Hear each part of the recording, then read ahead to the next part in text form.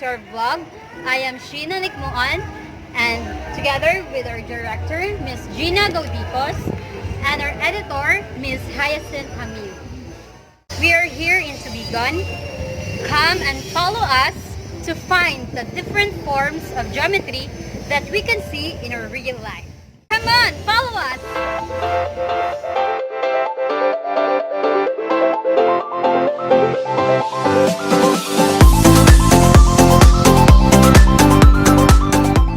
Guys, I have found one here. So these are the example of reflectional symmetry. As you can see, when we will try to flip this reflectional symmetry across on its axis, it runs through its center and it will look back on its original form. So this, as you can see.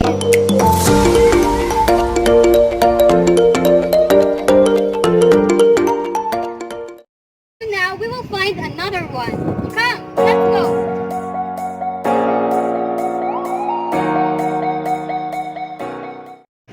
Hey guys, so now we found another one. I will let you see. So this is some examples of tessellations. This uses patterns and diagrams. As you can see, it has diagrams, the patterns that will identify it as a tessellation.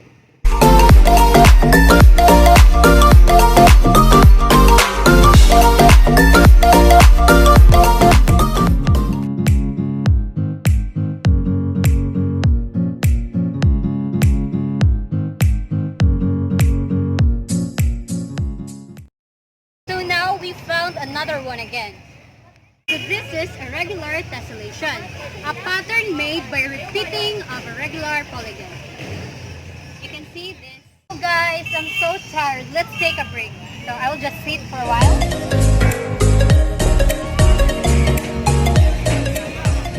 Oh, come on! Guys, I found a figure of a rotational symmetry. It can be rotated around its center by 90 degrees and look the same as it did originally.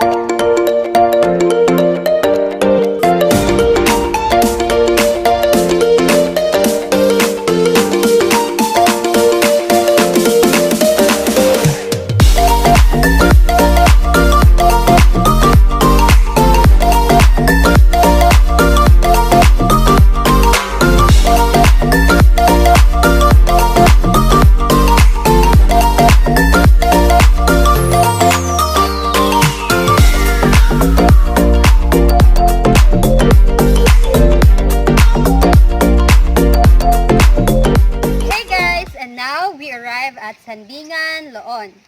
Loon ba? And we're here at Sheila Aranas' residence. She will help us to look in our nature, religion, and community some geometrical figures and forms. Let's go!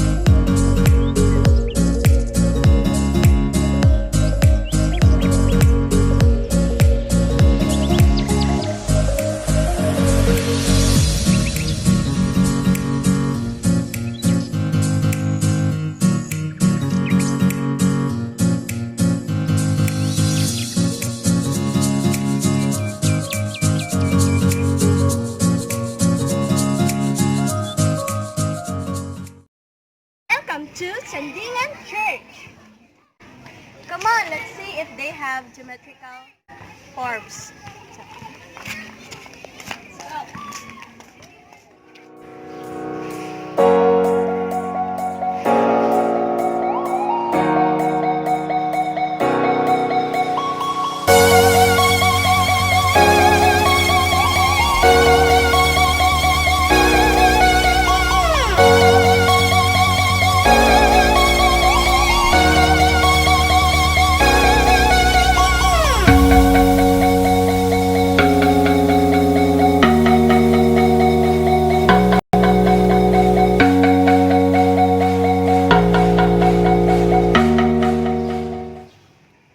So we found here one example of rotational symmetry. It can be rotated around 180 degrees and look the same as it did originally.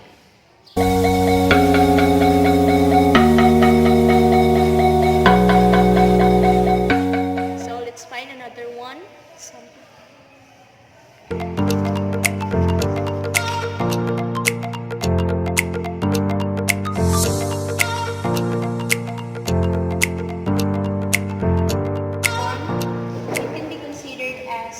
Semi-regular tessellation. As you can see, there are two regular polygons, which is the rectangle and square. So it can be considered as regular, semi-regular tessellation.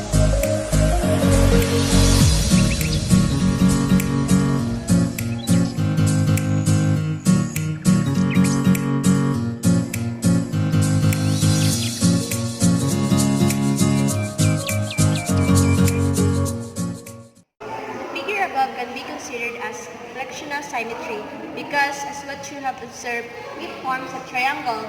If this triangle is being flipped across an axis of symmetry that runs through the center, it will still look the same. So it can be considered as a flexional symmetry.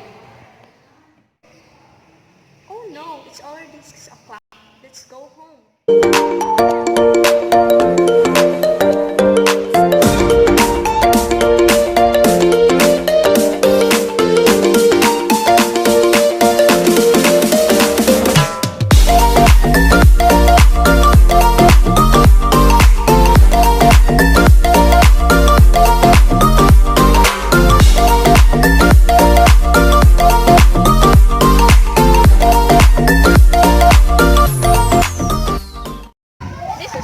Of Sandingan Island, another example of reflectional symmetry.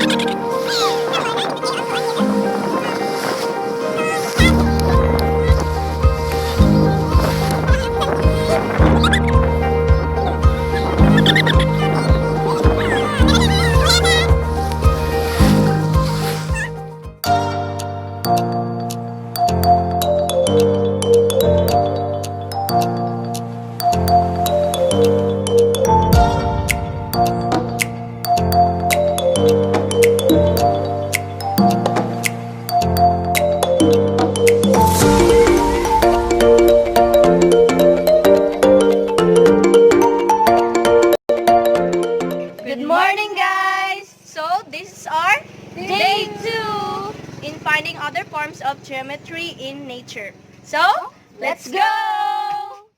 We're gonna go to Gallego Resort. So, hold on to my shoulders. We're gonna teleport now. Hey guys! So we are now here in Gallego Resort. Let's see if there are geometrical forms here. Let's go!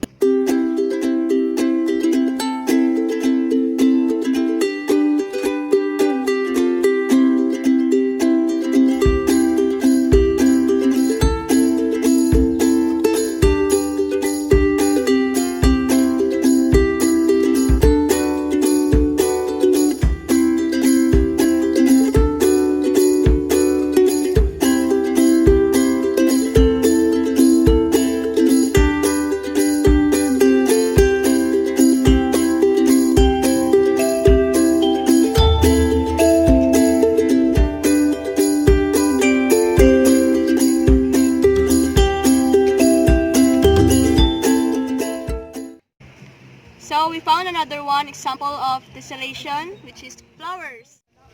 So flowers are examples of tessellations.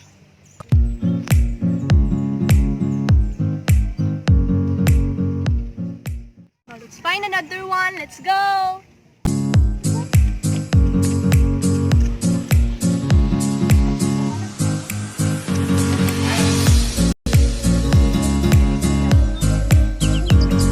Number one example of tessellation.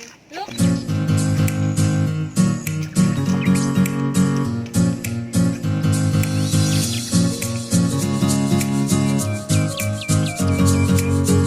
Look what I found, a reflectional symmetry.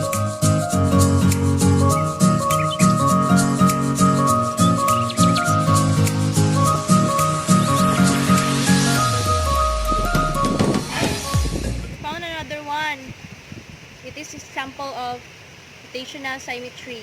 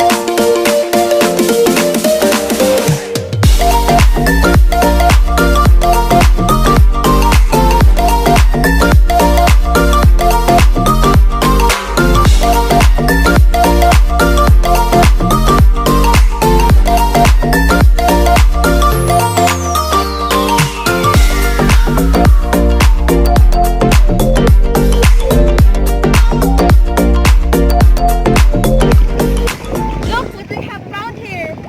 It is an example of rotational symmetry.